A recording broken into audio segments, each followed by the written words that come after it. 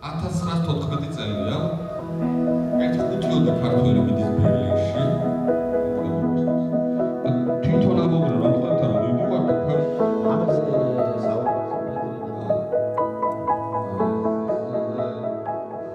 სამოქალაქო საზოგადოების აქტივობა ამ თვალსაზრისით არის არსებითი. ერთ-ერთი ყველაზე მნიშვნელოვანი გამოწვევის წინაშე ვდგევართ, რაც კი ალბათ დამოუკიდებელი საქართველოს ისტორიაში ბოლოს ქონია ყოველგვარი გადაჭარბების გარეშე. ამიტომ ბატონი გიგის მოსმენა ყოველთვის ძალიან საინტერესოა, ნაყოფიერია, დარწმუნებულია კითხვა-პასუხის რეჟიმიც გვექნება. ამიტომ მე რომ ვარ საქართველოს ბატონ გიგის გადავცემ და კიდევ ერთხელ გადავხდი მადლობა სტუმრობისთვის. მე მივდივარ ისარგებლო შემთხვევით და დიდი მადლობა გადავხოთ ბატონ ილიას, ბატონ სიალას.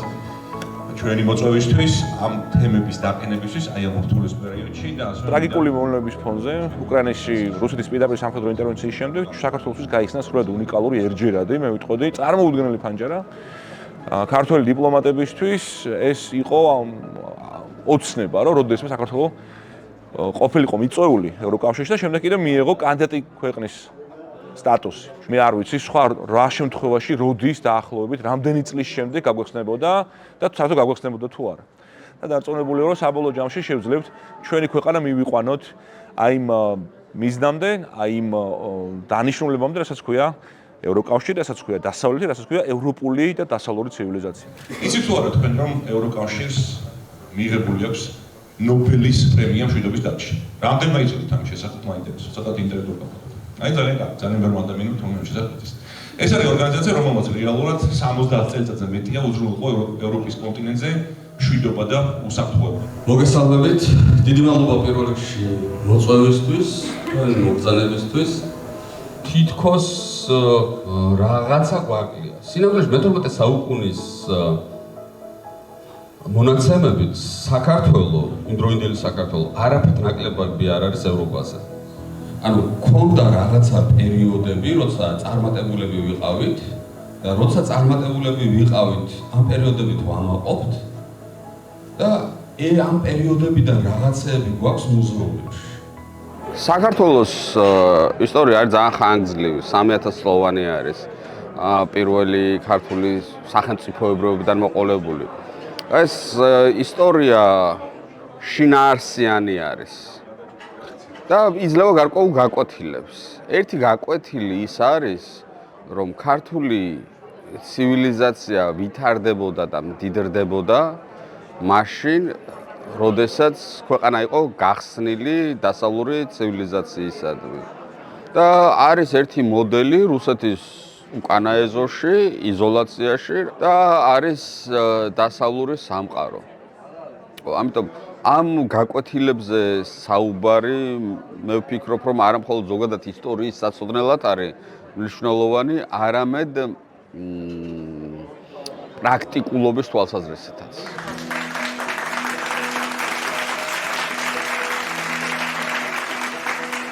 როცა ფიქრობს საქართველოს მომავალზე და ბექამაც აღნიშნა ეს, ფიქრობს ევროპა. დღეს სამწუხაროდ და ვიცით ხო ალბათ თანხმდებით? საქართველოს ევროპისკენ მიისწრაფოდა არა ცალმხრივად, ეს არ ყოფილა რომელიმე ეპოქის, ან რომელიმე სახელმწიფოს, ან რომელიმე პოლიტიკური მდგომარეობისგან გამომდინარე წარმოქმნილი თვითმიზანი, არამედ ეს არის ის ტრაექტორია, ის ისტორიული ტრაექტორია, რომელიც საქართველოსთვის არის ბუნებრივი და რომელიც საქართველოს თანსდევდა პრაქტიკულად მთელი მისი ისტორიის განმავლობაში. ამ კონტექსტში ძალიან მნიშვნელოვანია ვიცოდეთ, რომ ის ხალხიც კი, რომელიც ცხოვრობდა რუსეთის იმპერიაში, რომელიც რუსეთის იმპერიის მოქალაქე იყო, მოხელე იყო, ეს იყო ილია ჭავჭავაძე თუ ნიკო ნიკოლაძე თუ რომ რიგითი მოქალაქე მათ შორის, ეს ხალხი მაინც ფიქრობდა იმაზე, თუ როგორ უნდა განვითარებულიყო ქვეყანა და როცა ამაზე ფიქრობდა ევროპაზე. არა მხოლოდ კულტურულად და ბუნებრივი არის ცივილიზაციურად ვართ ევროპელები. ამიტომ საქმითაც შეგვიძლია ბევრი სიკეთე მოუტანოთ ევროკავშირს და თავისთავად ესეც დათვლადი არის, ამასაც ითვლიან, რაციონალური კუთხით ამასაც უყურებენ და ბუნებრივი არის ჩვენი წევრობა ევროკავშირში გაითვლება ყველაფრით, კულტურით, საქმითაც, გეოპოლიტიკურად და ბუნებრივი არის სხვა პარამეტრებითაც, რომელიც მნიშვნელოვანი არის გავითვალისწინოთ. ამიტომ საზოგადოების მზაობა, საზოგადოების თვითშეგნება რომ წევრობა ორმხრივი სიკეთის მომტანი არის, ეს აუცილებელი არის ჩვენი ქვეყნის მომავლისათვის.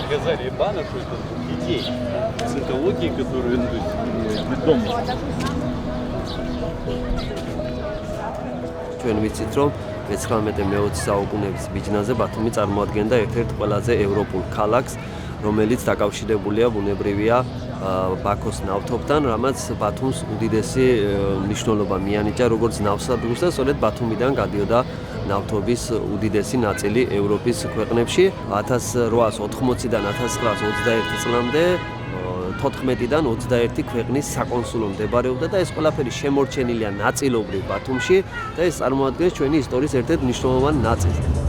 ეს არის თავადი მიხეილ ნაკაშიძის სახლი, რომლის აგების თარიღით დაახლოებით არის 1895-98 წლები. მსგავსი აქტივობები ხელს შეუწყობს, რომ ჩვენ ქალაქის ისტორია კიდევ უფრო მეტმა ადამიანმა გაიგოს და უფრო მეტად ვიგრძნოთ ქალაქი და უფრო მეტად მოუფრთხილდეთ და დავიცვათ მისი ისტორია და მემკვიდრეობა.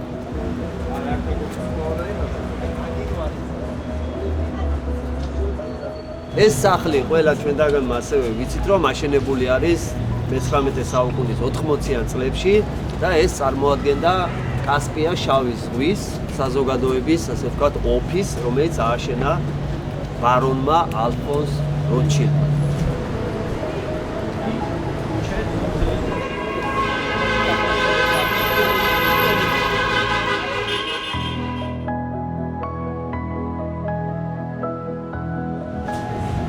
ამ სახლთან დაკავშირებულია როგორც ძალიან მნიშვნელოვანი საქმეები ქალაქისთვის და კონკრეტული ადამიანებისთვის, ასევე დიდი ტრაგედია ჩვენი ქალაქის და სირცხვილი რაღაცნაირად ჩვენი ქალაქის ისტორია. მე პირადად 2013 წლიდან ჩავერთე აქტივიზმში, სამოქალაქო აქტივიზმში და 2013-შივე დავაფუძნეთ საზოგადოებრივი ორგანიზაცია მეგობარ შეზღუდული შეხედულების მქონე ადამიანებთან ერთად. ნუ ახლა ბუნებრივია შევიდა, ჩანთა, ჩაალაგა, გამოვიდა მგონი ამ მხრიდან არ ვიცი, ჩამოვიდა მოკლედ, ჩაჯდა ეტლში და გაუჩინა. გაიტაცეს.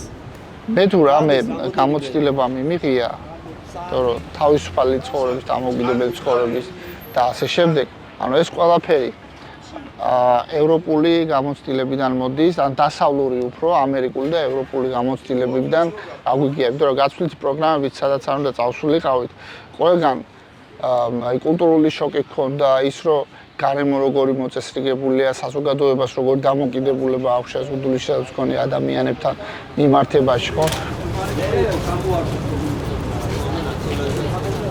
ხშირად დემოკრატია მხოლოდ რაღაც ზოგადი ცნებების დონეზე განიხილება, მაგრამ არ გადმოგვავს ადამიანური ცხოვრებისეულ კონტექსტში. ამიტომ დღეს შევეცდებით, რომ განსხვავებული პროფესიის, განსხვავებული საქმიანობის მქონე ადამიანებმა აი საკუთარი გადმოსახედიდან ისაუბრო და ასე ვთქვათ, შედარებით პრაქტიკული სახე შეეძინონ ამ დინამიკებს. დასავლური გამოცდილება შეზღუდული შეხედულების მქონე ადამიანებთან მიმართებაში აბსოლუტურად ცვლის იმ პარადიგმას, რაც იყო ჩვენამდე, ხო?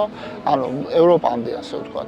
მანამდე იყო ხედვა, რომ შეზღუდული შესაძლებლობის მქონე ადამიანებს უნდა ჰქონდეთ ცალკე სკოლები, ცალკე სამუშაო ადგილები, ცალკე რაღაც პანსიონატები და წესებულებები და ეს ადამიანები იყვნენ სეგრეგირებულები თან ათწლეულობის განმავლობაში, მაგრამ ინკლუზიური საზოგადოება უნდა ჩამოვაყალიბოთ და ზუსტად ეს ტერმინიც ინკლუზიური საზოგადოებაც შემოსულია დასავლეთიდან და ევროპული ოჯახიდან, ასე ვთქვათ, რომელიც ჩვენ გვაძლევს იმის შესაძლებლობას, რომ მიუხედავად ჩვენი შესაძლებლობებისა, უნარებისა და წარსულისა, შენ შეძლო საზოგადოებრივ ცხოვრებაში მაინც მონაწილეობდე თანაბრად და თანასწორად, ხო? თანასწორად აღიქვამდე და შენი უფლებები ისევე იყოს დაცული, როგორც ნებისმიერი სხვა ადამიანის უფლება. გამარჯობათ, მე მგონი ეს არ მინდა, ხო? ხო არ გვინდა? ეს არ გვინდა? გვინდა მიკროფონი?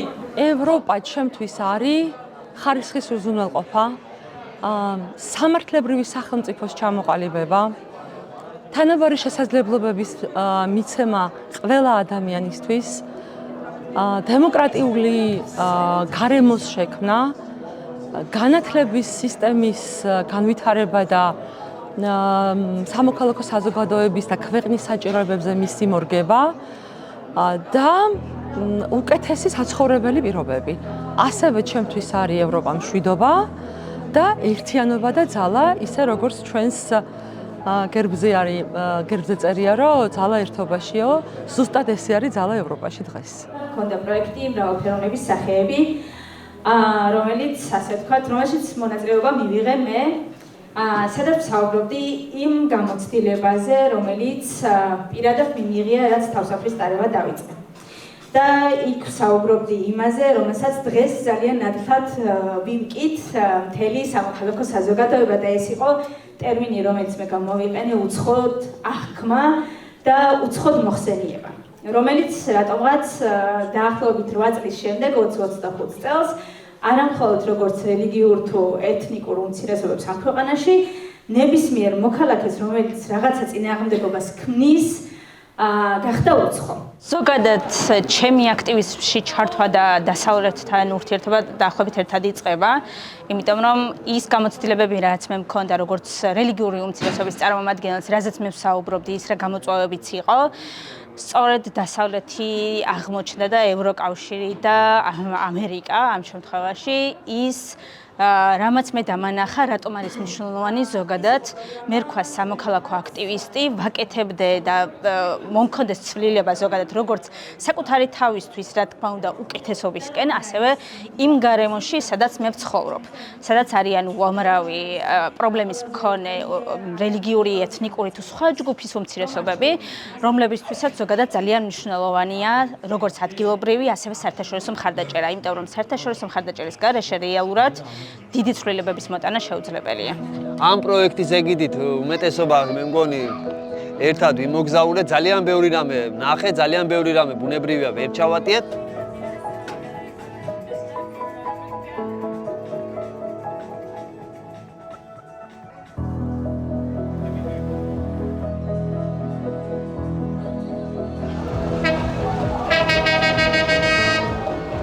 საქართველო ყოველთვის წარმოადგენდა საზღვარს აღმოსავლეთსა და დასავლეთს შორის.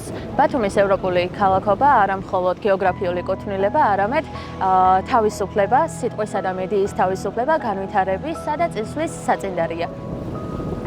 მწვანე სექტორის ინიციატივით ევროკავშირისა და კონრად ადენაუერის ფონდის მხარდაჭერით ბათუმში გაიმართა სამოქალაქო საზოგადოების ფორუმი პორტო ფრანკო, რომელიც დატვირთული იყო სხვადასხვა სახის საინფორმაციო და საგანმანათლებლო ხასიათის ღონისძიებებით. ფორუმმა მოიცვა თემატური შეხვედრები, ღია ლექციები, ასევე შემეცნებითი ექსკურსიები, სადაც ფართოდ განვიხილეთ საქართველოს ევროპის ურთიერთობები როგორც ისტორიულ რაკურსში, ასევე სამომავლო პერსპექტივებში. ბათუმში გამართული ევროინტეგრაციის ფორუმისთვის შეირჩა სახელწოდება პორტო ფრანკო და ჩვენთვის ძალიან მნიშვნელოვანია, რომ მისი მთავარი სიმბოლო და ემბლემა არის ბათუმის შუქურა, რომელიც უკვე 150 წელზე მეტი ხნის განმავლობაში სწორედ დასავლეთიდან, ევროპიდან მომავალი გემებისთვის მთავარ ორიენტირს და საზღვაო ნავიგატორს წარმოადგენს.